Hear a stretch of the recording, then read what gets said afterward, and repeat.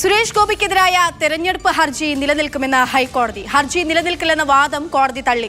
മതചിഹ്നങ്ങൾ ഉപയോഗിച്ച് വോട്ട് പിടിച്ചു എന്നതായിരുന്നു സുരേഷ് ഗോപിക്കെതിരായിട്ടുള്ള ആരോപണം. ഹൈക്കോടതിക്ക് മുകളിലും കോടതികൾ ഉണ്ടല്ലോ എന്ന് സുരേഷ് ഗോപി പ്രതികരിച്ചു. തൃശൂരിലെ ലോക്സഭാംഗവും കേന്ദ്രമന്ത്രിയുമായ സുരേഷ് ഗോപിക്കെതിരായ ആരോപണങ്ങളിൽ പ്രഥമദൃഷ്ട്യാ കഴമ്പുണ്ട് എന്ന് കണ്ടെത്തിക്കൊണ്ടാണ് ഹൈക്കോടതി വിശദമായ പരിശോധനയിലേക്ക് കടന്നിരിക്കുന്നത്. അവിടെയാണ് സുരേഷ് ഗോപിക്ക് ഇപ്പോഴത്തെ കോടതി നടപടികൾ തിരിച്ചടി ഉണ്ടാക്കുന്നത്.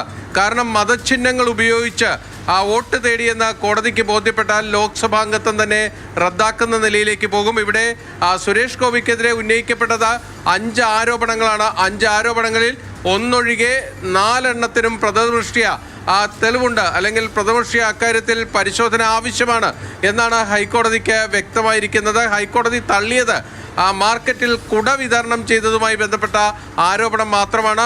എതിർ സ്ഥാനാർത്ഥിയായ VS സുനിൽകുമാർ കോടതി നടപടികളെ വളരെ പോസിറ്റീവായി കാണുകയാണ്. വോട്ടർമാരെ പണം കൊടുത്ത് സ്വാധീനിച്ചുകൊണ്ടും മതചിഹ്നങ്ങൾ ഉപയോഗപ്പെടുത്തിക്കൊണ്ടും മതപരമായ വേർതിരിവുകൾ ഉണ്ടാക്കിക്കൊണ്ടും തെരഞ്ഞെടുപ്പിൽ അവർക്ക് അനുകൂലമായി വിധി സമ്പാദിക്കാൻ വേണ്ടി BJP നടത്തിയിട്ടുള്ള ശ്രമങ്ങളിൽ ഏറ്റവും പ്രധാനപ്പെട്ട അവരുടെ മാനിപ്പുലേറ്റഡ് വിക്ടറിയാണ് തൃശ്ശൂരിലെ 2024 ലോക്സഭാ ഇലക്ഷന്റെ വിജയം എന്നുള്ളത് ഞങ്ങൾ അന്ന് ആരോപിച്ചിരിക്കുന്ന അല്ലെങ്കിൽ മുന്നോട്ട് വെച്ചൊരു കാര്യമാണ്. എന്തായാലും സുരേഷ് ഗോപി ഇവിടെ വെച്ച് നിയമ നടപടികൾ അവസാനിപ്പിക്കുന്നില്ല. അദ്ദേഹം ഹൈക്കോടതിയുടെ ഇപ്പോഴത്തെ ഇടക്കാല ഉത്തരവിനെതിരെ മേൽക്കോടതിയെ സമീപിക്കാൻ ഒരുങ്ങുകയാണ്. അങ്ങനെ തിരിച്ചടിയും അടിയും ഒന്നുമില്ല. കോടതി ചില കണ്ടെത്തലുകൾ നടത്തും, അതിൻ്റെ പശ്ചാത്തലത്തിൽ ചില നിരീക്ഷണങ്ങൾ നടത്തും. ചില വിധി പ്രസ്താവം എന്ന് പറയുന്നതല്ലല്ലോ അല്ലേ. ഇതിൽ ഈ ഹൈക്കോടതിയുടെ വിചാരണ നടപടിയിലേക്ക് പോയി കഴിഞ്ഞാൽ വിശദമായ തെളിവെടുപ്പായിരിക്കും ഇക്കാര്യത്തിൽ ഉണ്ടാകുക.